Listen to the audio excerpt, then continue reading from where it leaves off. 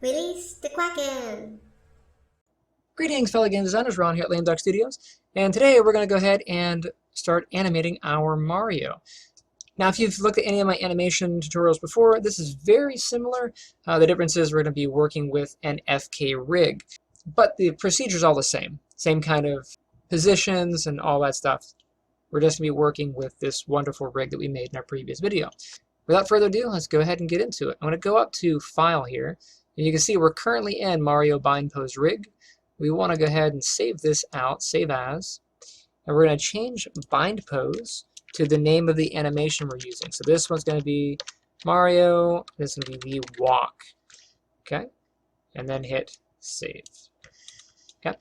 The reason for that is we need our bind pose, we need to get back to it, so if we save out a separate file, we won't damage it. It's always good to save in a non-destructive way. Now, if you're in the classroom with me, you have the luxury of this wonderful file here. Now you can see it has the rig. There is a minor difference. The one in the classroom, we have this extra controller. This controller here, this little bean, that controls the ankle. This one down here controls the foot. And the tutorial, I went ahead and just ignored the ankle joint and just used the foot control to do the ankle. It's an aesthetic choice. We really didn't need to have both because we don't need anything to control the foot by itself. So I chose not to have it in the tutorial. Don't let that confuse you. Okay, so we're going to be doing the walk cycle. You're welcome to read this as I kind of scroll through, but basically a walk cycle has a few components. There are 4 main poses in a walk cycle. And I love this illustration. I don't remember who actually did it, but I saw it, I stole it. Whoever you are, thank you. But I use it with my students all the time. It's a very helpful one. Anyway, we have our stride, our squish, our passing, and our stretch. These are 4 main poses. And depending on your school of animation, they might be different. You might have contact, and squash and squish might still be there, and the passing frame is probably still going to be the same, but usually contact and stride are interchanged. Okay, and then you can see that we have our first 4 poses, right? And then in the middle, we get another stride. We started with a stride, now we have another stride, except the back leg here is now in the front. You can see the highlight, right? In the dark, that's our back leg now. Okay. And then we go through our 4 poses again, and then we end up back to the same stride that we were. You can see that? Stride to stride. Normally, you cut this one off. You don't actually see it. We're going to use it to animate with, but if you look down here, this one shows the extra frame has been removed.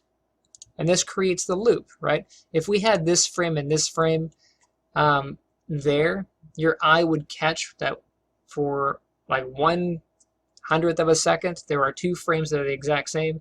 Your eye would pick that out and you'd see that delay.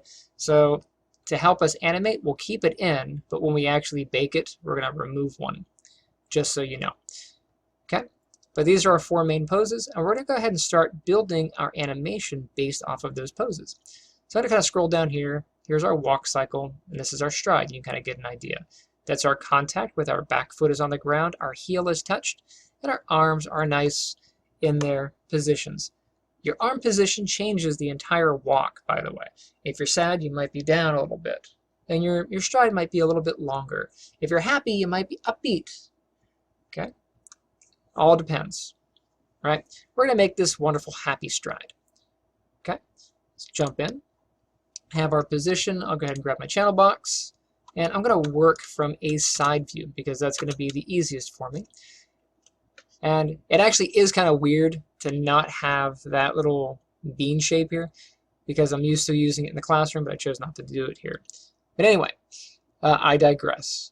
In this position, we want to match our stride. Now, our stride here is going the other way. Don't let that worry you. This is still 1 leg out, 1 leg back. Okay, so I'm going to jump back in here. I'm going to grab my hip. I'm going to go ahead and rotate, so E for rotation, rotate that forward, and I just want the heel to make contact with the ground. This blue line is my ground line, which is great because that should be in line with the grid. If I turn the grid on, you can see it is in line with the grid. I turn the grid off just to make life easier to see. But I have this blue line here that helps. Okay. And then for our other pose, let me go ahead and hit wireframe. And I can go ahead and grab my other leg. You see how that's nice and color-coded? I'll go ahead and grab that red one there. I'm going to go ahead and rotate that back to get my toe down. Now Mario does not have the ability to flex his foot, so I'm not going to worry too much about that. I'll just go ahead and with the main pose for now. One heel down, one toe down. Cool.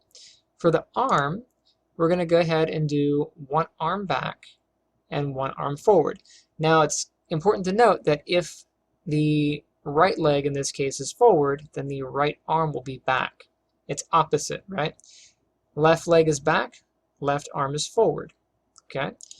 So here, my left leg is forward. That means my left arm needs to be back.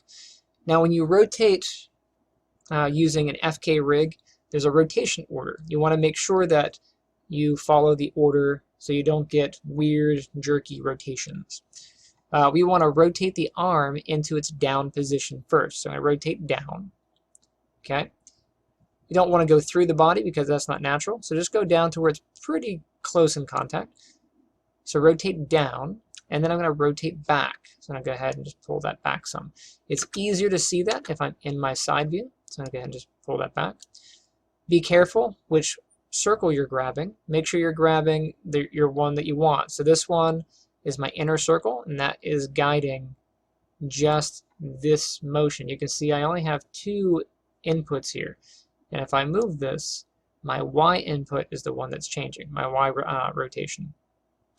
Okay. If you grab outside of those, or you grab the middle, you'll grab all three, and you'll get janky rotations. You see that? So be careful of that. Okay. Be very mindful of what you're rotating. And then for my other arm, I'll grab the shoulder here. Again, I'm going to rotate down to where it's contacting the body. And then this time, I want to rotate forward. So I'll grab the rotation that rotates forward. Check it in my side view. Okay. And now I have my initial stride pose. Okay. Now that I have my pose in, I want to go ahead and keyframe this. Now, before we start keying, we should know how many frames we want. How fast is this going to be? The average walk cycle, depending on if it's happy or sad, they have different times, right? A sad walk might be a slower walk. It might take 2 or 3 seconds for a complete cycle. A energetic happy walk might be 1 second, maybe a 1.5 seconds at most. You have to determine what kind of walk you're doing. For us, we're just going to go ahead and do a happy-ish walk cycle. I'm going to take my frames here. I'm going to go ahead and set that down to 24. It'll give us 24 frames in the second, which is the film rate, right? So film records at 24 frames. Most games do 60, but for our sake, we're going to do 24. Okay, so here I have my 24 frames. Again, nothing's been keyed yet. I'm going to go ahead and open my outliner. In here, we're going to look for our main control. If you have your skeleton, go ahead and ignore that. If it's open, like this, you can just hit the little plus sign there and close it. We want our control. Hold down the shift key and then hit the little plus sign there. That'll open up the controls. Let's go ahead and select all the controls here. We want to go ahead and key these. So I'm going to go ahead and key on frame 1. I'll hit S to key it. You can also right click up here and hit all keyable. That works too. I'm also going to go over to frame 24 and press S again. Remember that our first frame and our last frame need to be the same because we have our stride here, right?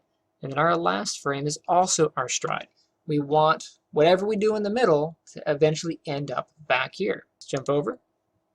I'm going to come over to my middle. So the middle of 24 is 12. Make sure I grab my frame here. And then I'm going to go ahead and change which foot's in front.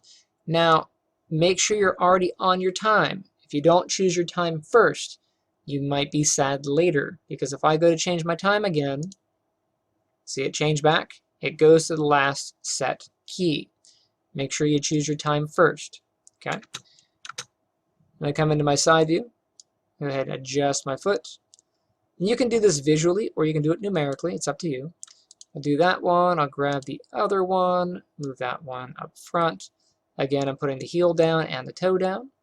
And then for the arms, I'm going to do that as well. I'm going to pull this arm back. Again, make sure you're being very discreet about your values here.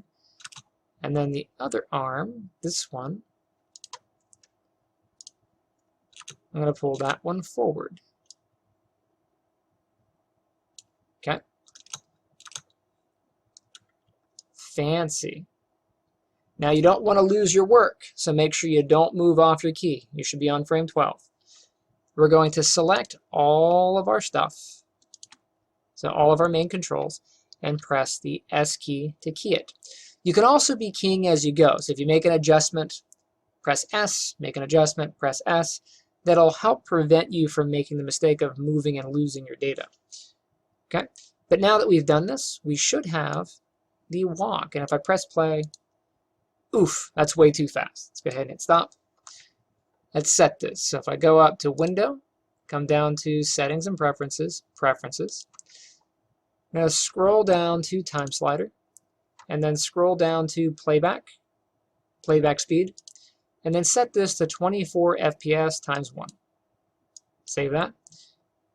And now the playback should be decent, right? Awesome.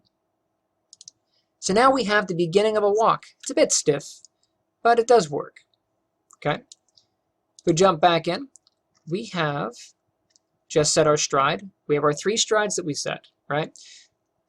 We also have our squish and our passing frame and our stretch.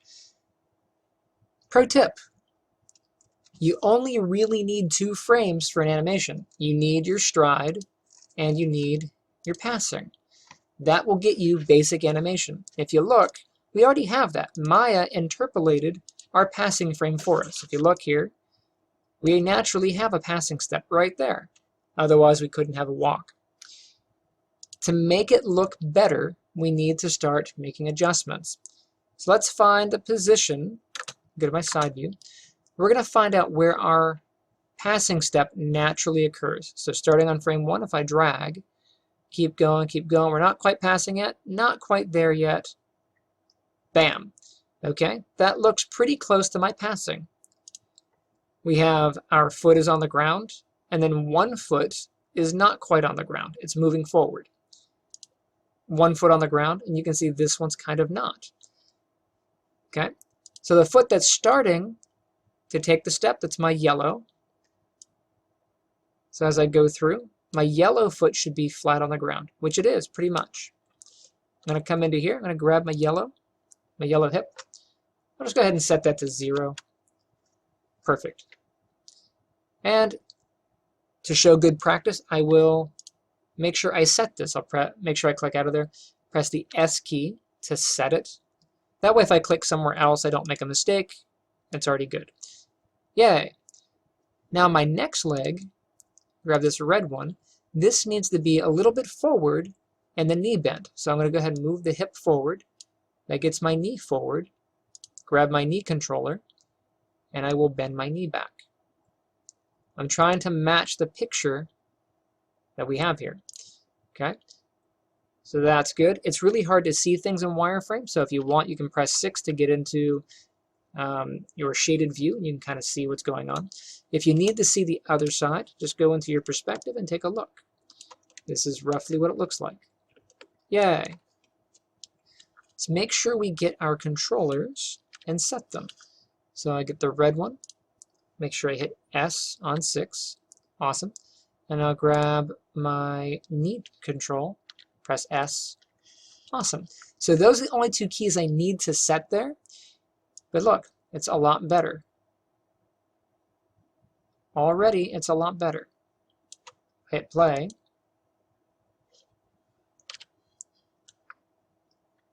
A lot more natural. Okay. Now for safety's sake, I'm going to go back to frame 6, and I will key all. So grab all of those, press S. That's going to key all those. In the event that I make a change to one, I don't have to worry about going back and trying to find where it should have been. Okay. That'll make life easy for me. And then for my arm positions, you could do the arms now or later, but I'm going to go ahead and just do my arms now. On this passing frame, one arm should be slightly bent. Okay? The arm that should be slightly bent is actually the arm that's swinging down. So this arm here is on the downswing. So that's the arm I want to slightly bend. So I'm going to grab the elbow, and I'm going to move it slightly bent. Okay? And I will press S to key that. That's the only one I changed. Make sure it's S and good. So now I have that slight bend. Okay? As I watch him walk, a little better. If you want, you can slightly bend this one as well. This one won't need as much of a bend, but I'll go ahead and just do a little bit. We'll help that. Almost looks like he's pulling the arm forward a little. Our next section, we also have another passing step. So if we look back at our animation here, we have a passing step. It leads into a stride. That's our first one. And then from this stride all the way over, we go up here, so we have this one. We have another passing step. That one's going to occur somewhere in this area. So go to my side view. So between frame 12 and frame 24, we should have a passing step. So if I go not quite, not quite, not quite, that's pretty close at frame 18. So frame 18, what leg should be in my down state? So my red is out. Let me go ahead and grab my red. Go back to frame 18. So red should be set to 0. Cool. Go ahead and just press S on that to set it. And then my yellow needs to be forward a little bit more. However much forward's up to you. Press S on that. There you go. Grab my knee. And then I'll bend that. How much bend is up to you. Could be farther back, whatever. Press S on that. And now as I walk,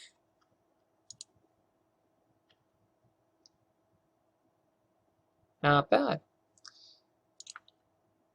Again, I need to do the arms. So I go back to frame 18 here. And we want to see which arm is in the down state. So this arm on frame 12 is going to be moving down to frame 18. So I'm going to grab that, move it forward a little bit, press S, and I'll come over on this one and I'll do a little bit of a bend on that one too. There we go.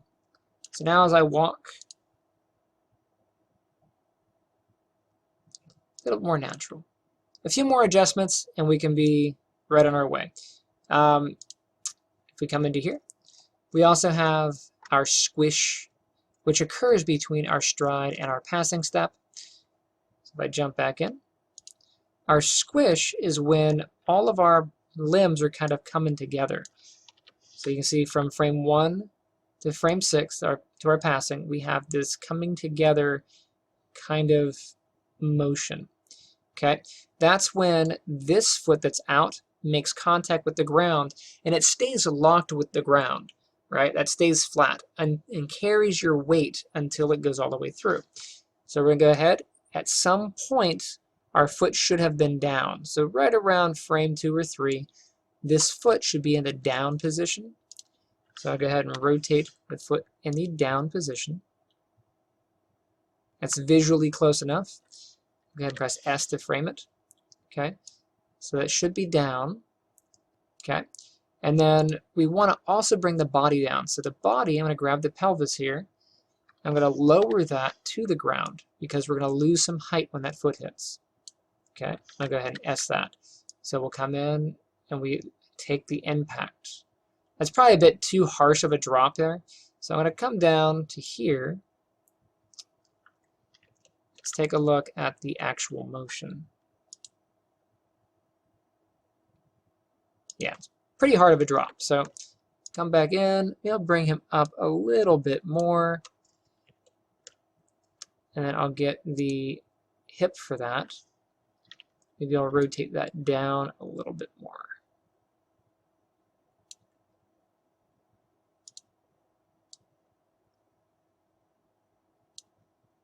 Okay.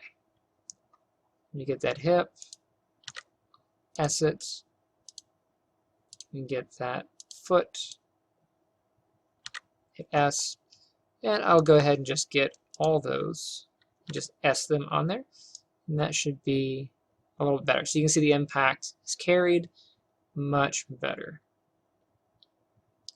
And you're welcome to go through and adjust your arms if you think you can get some more arm play out of there. But that should be good on that one. Okay. We want to do the same thing on the other side. So I'm going to jump in. So somewhere between here, frame 12 and frame 18, we're going to have another squish. So I'm going to do right around frame 14. I'm going to go ahead and bring this leg down. Bring it down a little bit more. Take the foot down a little bit more. I'll flatten it off. And then I'll take the hip down. Grab them all. Key them. And now I should have a little bit better. So now it looks like Mario's got some motion. He's got some impact. Okay. And really I should go through and make sure that on these positions, you know, my foot's not going through the floor, you know, the leg is up a little bit more. For the stretch, that's when the back foot is kind of pushing off and the upper foot is really taking that. So if I come in right here between the passing and the next stride, you can see the stretch. You can see the foot is actually trying to contact with the ground, and this one is reaching out. So most of that is good. The only thing that would really be changed here is the toe in this would try to track with the ground. But you can see Mario doesn't really have a lot of flex in his foot, so we don't really have to worry about that here. But if you had a character that could flex the foot, then you would want to make sure that's glued to the ground. You can see as I'm going through, it really does stay mostly glued to the ground, but the ankle doesn't turn. Okay, so if you wanted to, you could grab this foot here, and you could try to track it with the ground a little bit better as it moves back. But that's really about as much as you could get with it. Not much else there. And the same thing occurs back over here. Okay, so frame 18, between frame 18 and somewhere around here, again, the foot needs to track with the ground. I'll grab that foot. I'll adjust it a little bit more. Key it. Again, make sure I key all there. Key all here. And this is what we got. You can see that foot tracking with the ground. It's got a nice drag and push. Looks like he's got some weight to it. Last thing we're going to do, we've been working a lot from a side perspective on our movement, but the body is not that stiff. We have shoulders and hips that turn as we push. So we're going to do that here very quickly. And I take the hips here. Oh, and just as a rule of thumb, you notice how I'm not moving my main control? This is what's called an in-place animation. In-place animations are done for game engines because we allow the game engine to drive the character forward. Okay? You can do what's called root motion animation. That's when you move this root position forward as you walk, but those get a bit tricky. So for these, I'm just going to be doing in-place animations. I didn't mention that earlier, but that's what we're doing here. So I'm only going to use my pelvis joint here. And as my character steps, so as I go to take a step, I'm on my stride here. As this leg is out, the character is actually going to try to turn the hip a little bit to kind of reach for that. Now, if you wanted to do this correctly, you would turn the hip and then you would try to correct the leg so it tracks forward. And then from my top view, I would find, let me grab that hip joint here. I'd grab that hip, and I would want to make sure that that hip is tracked mostly forward. So I can do that from a top view. And that's kind of what you would do here. But that should be close enough. So I'm going to go ahead and just key these real quick. We'll see how that tracks in. So this, good. right? And then I'm going to do the opposite on the other side. So I want to make sure I get all of this. Whoops. I'm going to right click on my frame here, frame 1, copy. I'm going to go all the way to the end, frame 24. I'll paste that in. Very handy trick. Remember, our first frame and our last frame need to be identical. And then on frame 12, I'm going to go the opposite way. So I'm going to take this, I'm going to rotate some amount that way. And again, I'm not going to worry too much about it, but I do want to track my leg so it looks like it's mostly forward. So from my top view, let's see if I can get that going. The angle is what's really difficult. I don't have a good position here.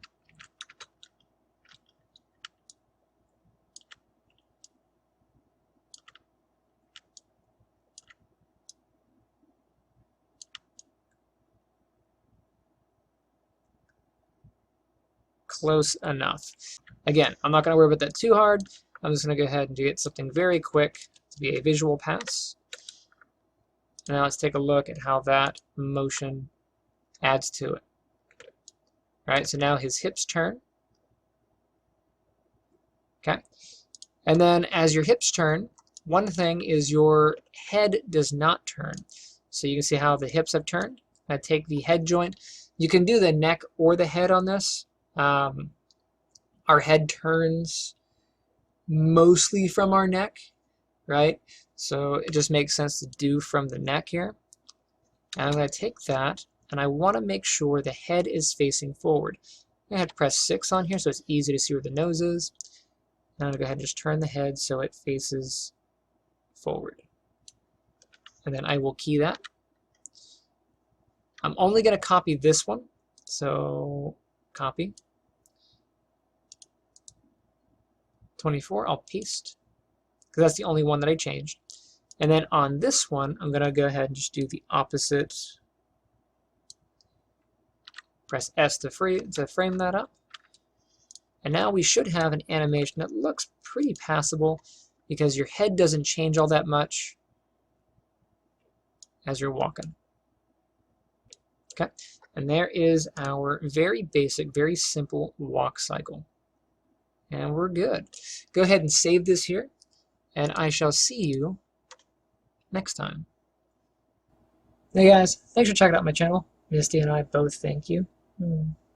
If you enjoyed that video just watched, make sure you hit that like button and subscribe.